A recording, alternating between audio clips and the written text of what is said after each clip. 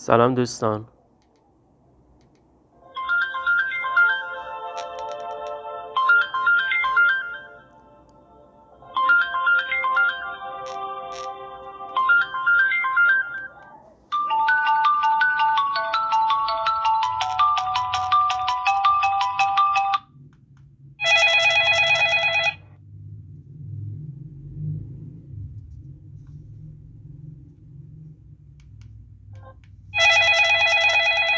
قسمی که میبینیم گوشی که داریم بلنگو یا همون لاسپیکر رینگر از یه خورده جره و این به یک طریق ساده ما می جر بودن از این رفع کنیم.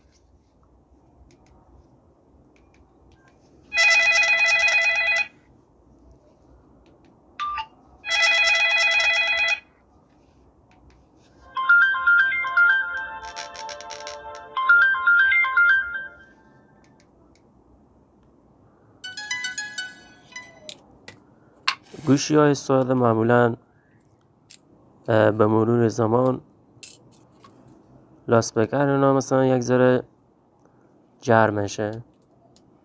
راه حل از این چی است؟ ما گوشی رو باز میکنیم، مرحله به مرحله پیش میریم.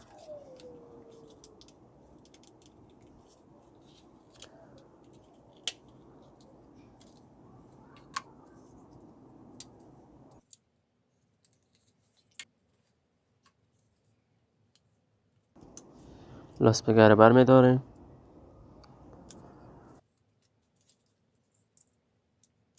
ببینید دوستان، بلنگویی که میبینیم کلا در کل بلنگوها که هست از خورده آهن روبا مثلا یک قسمت تشکیل میشه و او آهن روبا به مرور زمان گرد آهن یا هر نوع گرد دیگه که مثلا باعث جذب میشه به خود این آهن روبا جذب میکنه و یک لایه دیگه بالاتر از این آهن روبا قرار داره.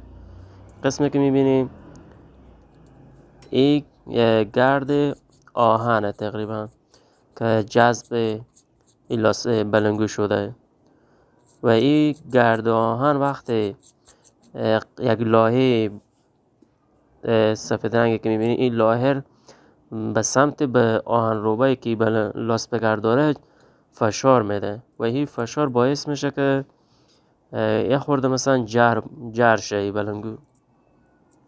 ما این گرده که برداریم این حالت فشاره که مثلا روی از این لایه قرار داره او از بین میره و از او جره که هسته از او حالت خب بیرون میشه.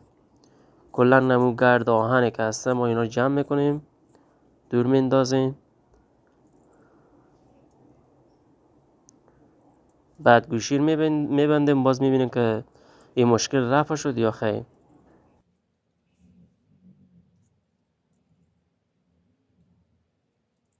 جر بودن بلنگو یک طریق راه ساده و آسانی یکی هسته و طریق بعدی هم میتونیم مثلا بلنگو رو کامل عوض کنیم.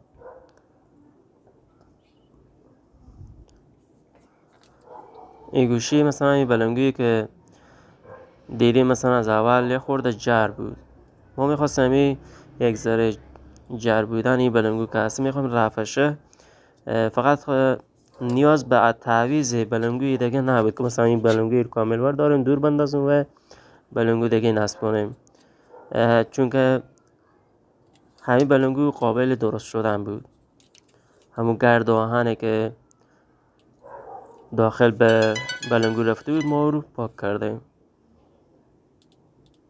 حالا زنگار میاریم، بعد متوجه میشیم که او یک ذره جره که بود و از بین رفت.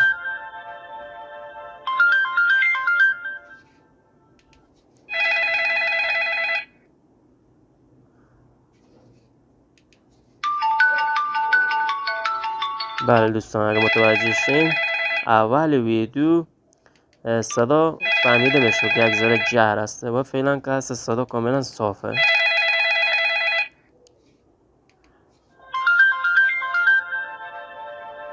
بله، صدا کاملا صاف و شفاف است.